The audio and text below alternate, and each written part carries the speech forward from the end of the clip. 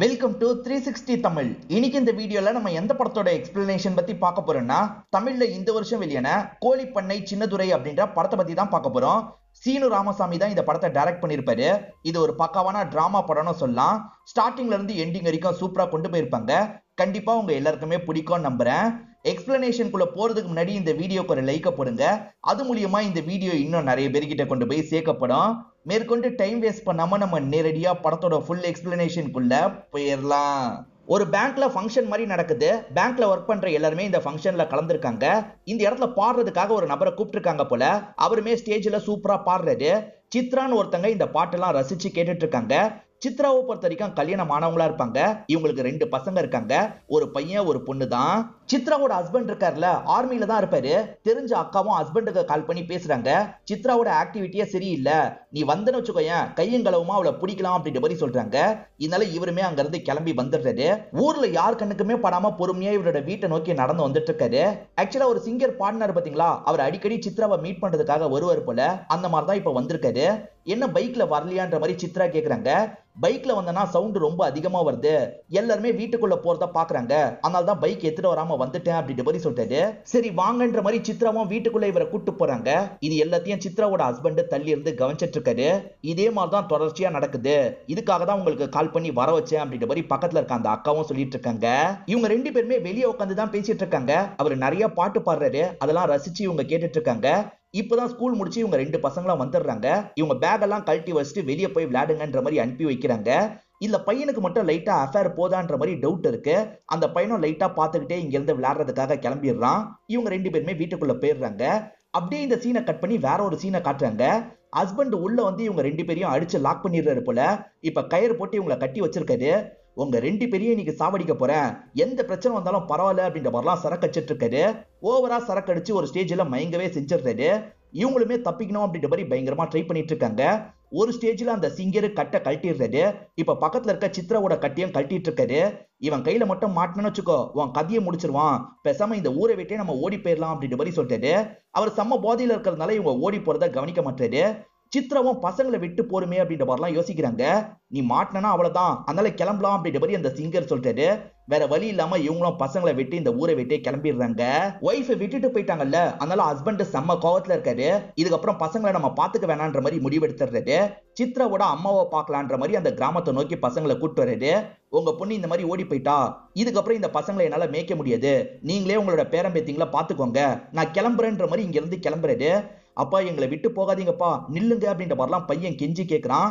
இதுக்கப்புறம் நீ எனக்கு பையனே கிடையாதுரா, நடந்த விஷயத்தை என்கிட்ட சொல்லியிருக்கலாம்ல, இவ்வளவு நாள் சொல்லாம இருந்திருக்க அப்படின்ற மாதிரி பையனை போட்டு அடிக்கிறது. இப்ப கோவமா இங்க இருந்து கிளம்பிடுறது. இந்த பாட்டி ஏற்கனவே வறுமையில தான் இருக்காங்க.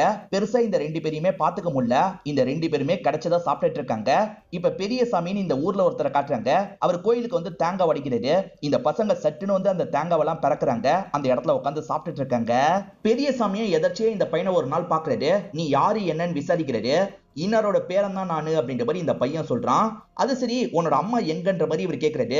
இந்த பையன் எந்த பதிலும் சொல்லாம இருக்கான். சொல்ல முடியாத சூழல்ல இருக்கான் போல அப்படின்ற மாதிரி பெரியசாமி யோசிக்கிறாரு. பெரியசாமியை பொறுத்த வரைக்கும் ஒரு கோழி பண்ணை தான் வச்சிருக்காரு. ஒரு கோழி இறந்து போயிருக்கும். அந்த கோழி எடுத்துட்டு வந்து இந்த பையன் கிட்ட தராரு. இந்த பையனும் சாப்பிடுறதுக்காக வீட்டுக்கு கொண்டு வந்துடுறான். தங்கச்சியும் இவனும் சேர்ந்த மாதிரி சாப்பிடுறாங்க. நாட்கள் இப்படியே ஓடிட்டு இருக்கு. ஒரு ஸ்டேஜ்ல அந்த பாட்டி இறந்து போயிடுறாங்க. இப்ப பாட்டிக்கு செய்ய வேண்டிய எல்லா விஷயத்தையும் ஊர் மக்கள் செஞ்சிடுறாங்க. இந்த பசங்க அனாதையா தான் இருக்காங்கன்னு ஊர் மக்களுக்கு தெரியும். அதனால கொஞ்சம் சாப்பாடுலாம் போட்டு கவனிச்சுக்கிறாங்க. அதே மாதிரி இந்த பையன் இருக்கான்ல, பெரியசாமி கிட்ட வேலைக்கு சேர்ந்துடலாம் அப்படின்ற மாதிரி யோசிக்கிறான். பெரியசாமியா வார்த்தைக்கு வார்த்தை பெரியப்பா பெரியப்பான்னு தான் கூப்பிடுறான். அவருமே பையன் மாதிரி வளர்க்கலான்ற மாதிரி முடிவு பண்றாரு. அவனுக்கு வேலை போட்டு தந்துடுறாரு. இந்த கோழியெல்லாம் பத்திரமா பாத்துக்கணும்ன்ற மாதிரி தான் சொல்றாரு. இவனுமே பொறுப்பா அந்த வேலையெல்லாம் பார்த்துட்டு இருக்கான். இப்ப இவங்க எல்லாம் வளர்ந்த மாதிரி நமக்கு காட்டுறாங்க. சின்ன பையனா காமிச்ச நபரோட பேரு செல்லதுரை அப்படின்றது. இவரோட தங்கச்சி பேரு சுதா அப்படின்றது. சுதாவை பொறுத்த வரைக்கும் இன்னைக்கு ஒரு முக்கியமான எக்ஸாமா இருக்கும். சீக்கிரமா வாமா, டைம் ஆயிடுச்சு அப்படின்ற மாதிரி கூப்பிடுறாரு. இப்ப தங்கச்சியை காலேஜ்ல விட்டுட்டு ஈரவும் அவரோட வேலைக்கு கிளம்புறாரு. ஈரவோட ஃப்ரெண்டா ஒரு சின்ன பையனை நமக்கு காட்டுறாங்க. உடல் வளர்ச்சி இல்லாத பையனா தான் இவன் இருப்பான். பெரியசாமி ஒரு காலத்துல கோழி பண்ண வச்சிருந்தாருல, ஆனா இப்ப கோழி வெட்டுற கடை தான் வச்சிருக்காரு. அந்த கடையில் தான் ஈர வேலை பார்த்துட்டு இருக்காரு அப்படின்ற மாதிரி நமக்கு காட்டுறாங்க. இந்த பையனும் இந்த இடத்துல ஹெல்ப் பண்ற வேலை தான் பார்த்துட்டு இருக்கான். இப்ப இந்த இடத்துக்கு வந்தவன் எல்லார்கிட்டயும் ஜாலியா பேசிட்டு இருக்கான். இப்ப தாமரைன்னு ஒருத்தங்களை காட்டுறாங்க. இவங்க தான் படத்தோட ஹீரோயினா இருப்பாங்க. இவங்களை பொறுத்த வரைக்கும் பானெல்லாம் விக்கிற ஒரு கடை தான் வச்சிருக்காங்க. ஒன் சைடா ஹீரோவை லவ் பண்ணிட்டு இருக்காங்க. இவங்க தான் லவ் பண்றாங்க. ஆனா ஹீரோ இவங்களை திரும்பி கூட பார்க்க மாட்டாரு. இவங்க இருக்காங்கல்ல அடிக்கடி பெரியசாமி கிட்ட பேசுற மாதிரி இந்த இடத்துக்கு வருவாங்க. இன்டைரக்டா ஹீரோ கிட்ட தான் பேசிட்டு இருப்பாங்க. இப்ப ஹீரோ இருக்காரு பாத்தீங்களா, அந்த சின்ன பையன் கூட ஒரு கடையில மீன் வாங்குறதுக்காக வந்திருக்காரு. இவர் மீன் வாங்கிட்டு இருக்கும் போதே வேற சில ஆட்களும் மீன் வாங்குறதுக்காக இந்த இடத்துக்கு வராங்க. அப்படி ஒரு ஆட்டோ டிரைவர் வராரு. அந்த ஆட்டோ டிரைவர் ஹீரோவை கிண்டல் பண்ற மாதிரி பேசுறாரு. அதாவது ஹீரோவோட அம்மா ஓடி போயிட்டாங்கல்ல, அதை பத்தி தான் பேசுறாரு. உன்னோட அம்மாவை தான் அந்த ஊர் முழுக்க தேடின, கடைசி வரைக்கும் கண்டுபிடிக்க முடியல அப்படின்ற மாதிரிலாம் கிண்டல் பண்ணிட்டு இருக்காரு. ஹீரோ சண்டைலாம் வேணான்ற மாதிரி அமைதியா கிளம்புறாரு. ஆனா அவன் கிண்டல் பண்ணிக்கிட்டே இருக்கான். ஒரு ஸ்டேஜுக்கு மேல ஹீரோவாலையும் கோவத்தை கண்ட்ரோல் பண்ண முடியல. இப்ப வேஷ்டியை மடிச்சு கட்டிட்டு அவன் கூட சண்டைக்கு வராரு. அவனோட ஃப்ரெண்ட்ஸுமே சண்டைக்காக வராங்க. ஹீரோ இருக்கார்ல, எல்லாரையும் அடிச்சு இங்க இருந்து ஓட விட்டுறாரு. பெரியசாமியை பொறுத்த வரைக்கும் கல்யாணமே பண்ணிருக்க மாட்டாரு. ஹீரோக்கும் கல்யாண வயசு வந்துருச்சுல, சீக்கிரமா கல்யாணம் பண்ணிக்கோ அப்படின்ற மாதிரி ஹீரோ கிட்ட சொல்லிட்டாரு. ஆனா ஹீரோவோட ஆசை என்ன தெரியுமா, தங்கச்சிக்கு பெரிய லெவல்ல கல்யாணம் பண்ணும், அதுக்கு எவ்வளவு செலவானாலும் பரவாயில்ல அப்படின்ற மாதிரி சேர்த்து வைக்கிற வேலையை பார்த்துட்டு இருக்காரு. பெரியசாமியோட கடையில மட்டும் இவர் வேலை பார்க்க மாட்டாரு. அதை தாண்டி நிறைய சின்ன சின்ன வேலைகள்லாம் பண்ணுவாரு. இப்படி வேலை பண்ணி எதுக்காகடா உடம்ப கெடுத்துக்கிற, இதெல்லாம் வேணான்ற மாதிரி பெரியசாமி சொல்றாரு. இல்ல, தங்கச்சிக்கு நல்லபடியா கல்யாணம் பண்ணும் அப்படின்ற மாதிரி இவரும் சொல்றாரு. தங்கச்சி கல்யாணத்துக்காக நிறைய காசெல்லாம் சேர்த்து வைக்கிறது. அண்ணன் ரொம்ப டயர்டா இருக்காருன்றது சுதாக்கு நல்லா தெரியுது. அண்ணன் காலை மட்டும் இந்த டப்புல வையின்ற மாதிரி இவங்களும் காலை எடுத்து டப்புல வைக்கிறாங்க. சுடு தண்ணி தான் கொண்டு வந்திருக்காங்க. இதெல்லாம் எதுக்குமா பண்ற, பரவாயில்ல அப்படின்ற மாதிரி சொல்லிட்டாரு. அதெல்லாம் ஒண்ணும் இல்லைன்னு நீ படுன்ற மாதிரி படுக்க சொல்லிடுறாங்க. இவரும் படுத்து இந்த இடத்துல தூங்க ஆரம்பிக்கிறது. இப்ப ஹீரோவோட ஃப்ரெண்டு கிட்ட ஹீரோ எவ்வளவு கஷ்டப்படுறாரு அப்படின்றத சொல்றாங்க. சின்ன வயசுல இருந்து எந்த விஷயத்திலயும் எனக்கு குறை இருக்க கூடாதுன்றதுக்காக எனக்காக ஓடி ஓடி என்னோட அண்ணன் உழைச்சிட்டு இருக்கான்.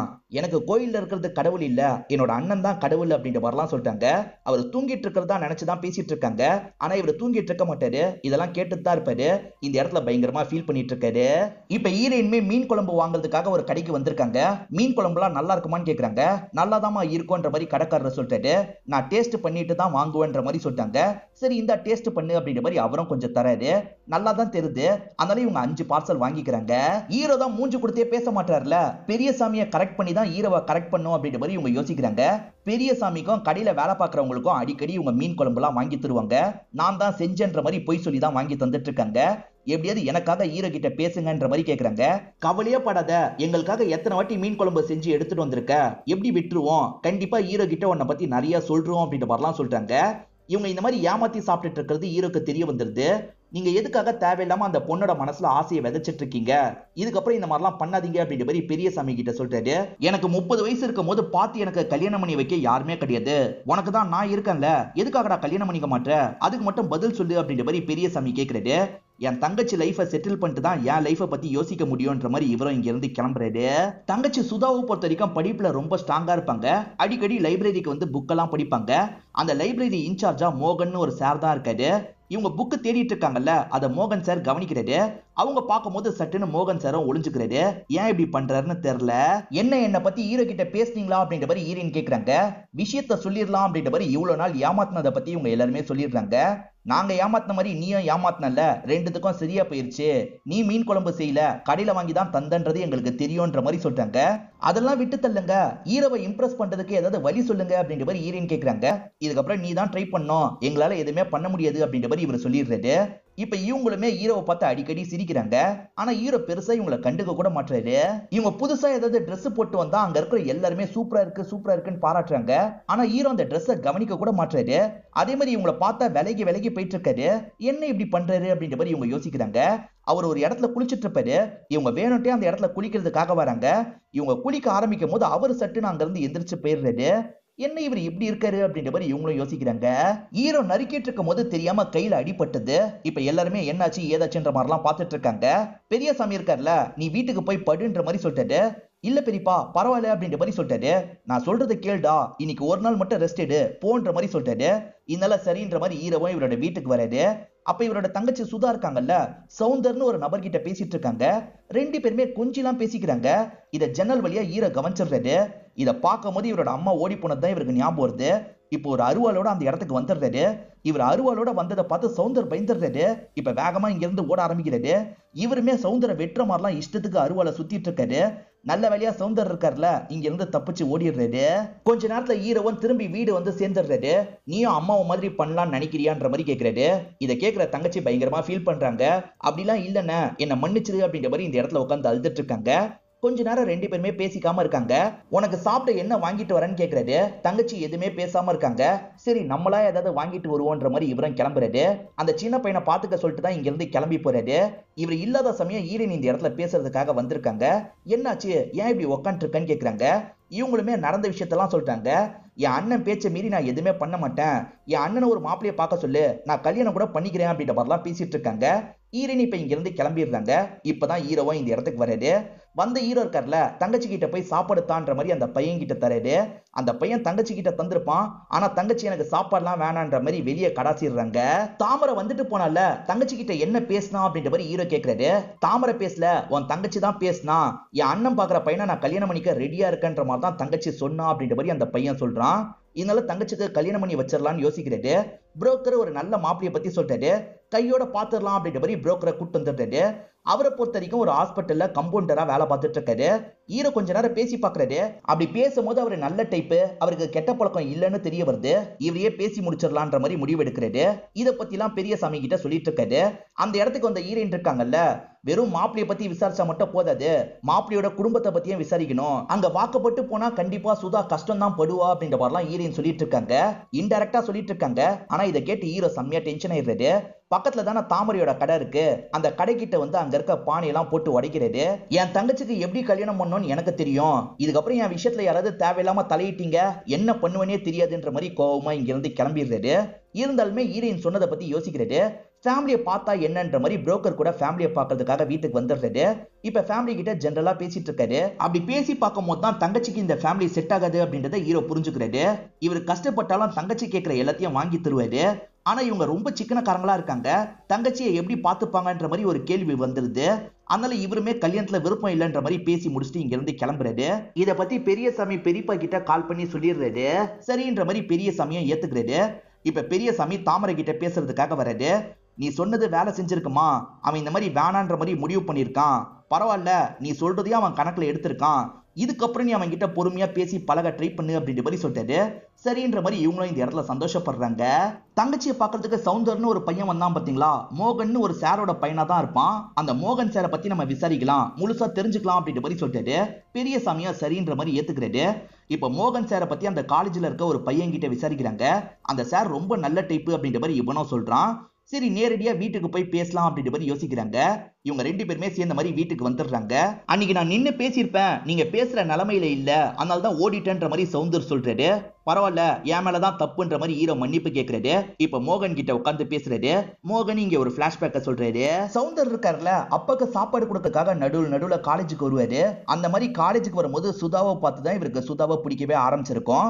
அதே மாதிரி மோகன் சாருக்கு சுதாவை ரொம்ப பிடிக்கும். ஏன்னா ரொம்ப நல்லா படிப்பாங்க, எல்லா விஷயத்திலயும் ரொம்ப கரெக்டா இருப்பாங்க.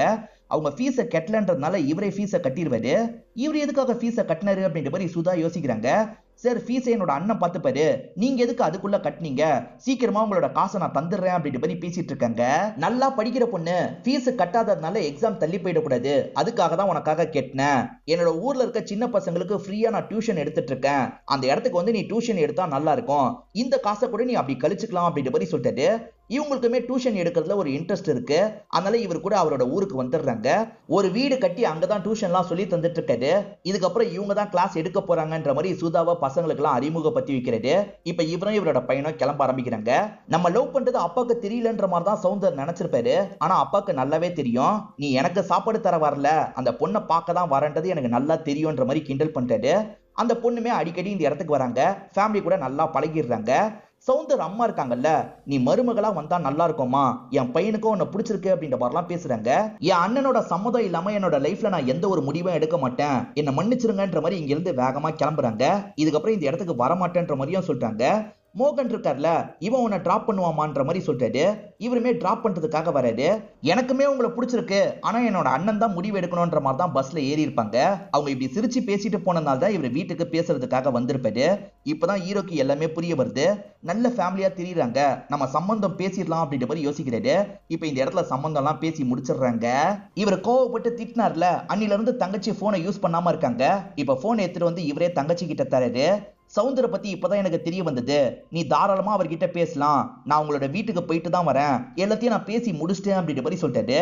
உனக்கே தெரியும் நான் தேவையில்லாம கோவப்பட மாட்டேன். அன்னைக்கு பார்த்தோன்னா சட்டுன்னு அம்மாவோட ஞாபகம் வந்துருச்சு, அதனால தான் அந்த அளவுக்கு ரியாக்ட் பண்ணிட்டேன், என்ன மன்னிச்சிரு அப்படின்ற மாதிரிலாம் கேட்கறாரு. பரவாயில்ல அப்படின்ற மாதிரி இவங்களும் பக்கத்துல வந்து கட்டி பிடிச்சுக்கிறாங்க. இவர் சேர்த்து வச்ச எல்லாமே தங்கச்சியோட கல்யாண செலவுக்கு தானே, அந்த காசு எல்லாத்தையும் எடுத்து செலவு பண்ண ஆரம்பிக்கிறாரு.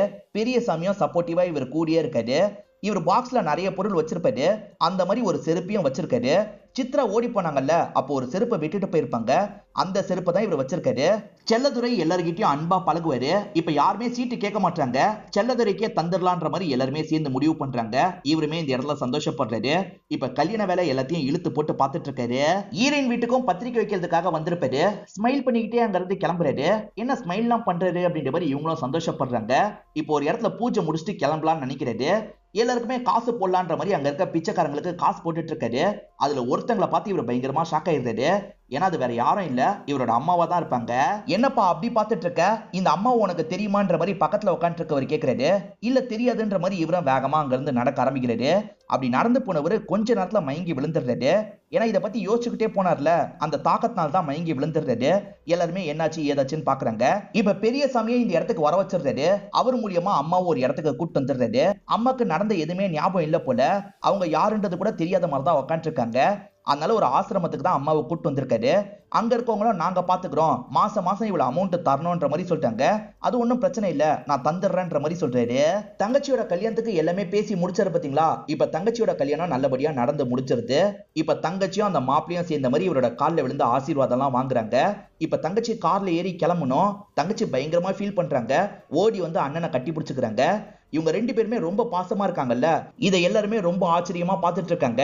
ஹீரோ இருக்காருல, அம்மாவை பார்த்துட்டு போலான்ற மாதிரி சொல்லிட்டாரு. அம்மாவை கண்டுபிடிச்சதை பத்தி இப்பதான் தங்கச்சி கிட்ட சொல்லிட்டாரு. தங்கச்சியுமே பாக்குறதுக்காக அந்த இடத்துக்கு வந்துடுறாங்க. அம்மா எந்த ரியாக்ஷனும் இல்லாம உட்காந்து இருக்காங்க. வந்த ரெண்டு பேருமே அம்மா கிட்ட ஆசீர்வாதம் எல்லாம் வாங்கிட்டு கிளம்புறாங்க. தங்கச்சி கிளம்பி போறத சுத்தமா இவரால ஏத்துக்கவே முடியல. இப்ப வீட்டுக்கு வந்தவர் சாப்பிடாம ரொம்ப நேரம் உட்காந்து இருக்காரு. பக்கத்துல இருக்க அந்த பையனும் புரிஞ்சு சமாதானம் சொல்லிட்டு இருக்கான். சௌந்தர் தங்கச்சியை நல்லபடியா தான் பாத்துக்கிறாரு. ஆனா தங்கச்சி அண்ணனை பயங்கரமா மிஸ் பண்றாங்க போல. அடிக்கடி வாசல்ல எல்லாம் உட்காந்து இருக்காங்க. விடு விடு எல்லாம் சரியாயிடும் அப்படின்ற மாதிரி சௌந்தர் சொல்றாரு. இப்ப சௌந்தர் இருக்கார்ல, ஈரினை பார்த்து பேசுறதுக்காக வீட்டுக்கு வந்துடுறாரு. ஆக்சுவலா ஈரின் அண்ணனை லவ் பண்றது தங்கச்சிக்குமே நல்லா தெரியும். நீ தான் என்னோட அண்ணனுக்கு சரியா இருப்ப, நீ கவலையே படாத, சமயம் பார்த்து என்னோட அண்ணன் கிட்ட உன்னை பத்தி பேசுறேன், எல்லாமே நல்லபடியா நடக்கும்ன்ற மாதிரி தங்கச்சி சொல்றாங்க. பெரிய சாமி நல்லா சரக்கச்சிருப்பாரு. இப்ப கடையில வேலை செய்ய முடியாம உட்காந்து இருக்காரு. ஹீரோ தான் எல்லா வேலையும் பார்த்துட்டு இருக்காரு. திரும்பி அம்மாவை போய் பார்க்கலாம்ல அப்படின்ற மாதிரி பெரிய சாமி கேட்கிறாரு.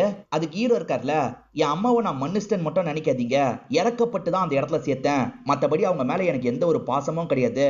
எனக்கு அம்மா அப்பா எல்லாமே நீங்க மட்டும்தான். எனக்கு ரெண்டு ஆசை மட்டும்தான் இருக்கு. ஒன்னு தங்கச்சி கல்யாணத்தை நல்லபடியா பண்ணணும், ரெண்டாவது உங்களுக்கு ஒரு கோழி பண்ணி அமைச்சு தந்து உங்களை முதலாளியா அங்க உட்கார வைக்கணும். இதை தாண்டி எனக்கு எந்த ஒரு ஆசையும் கிடையாது.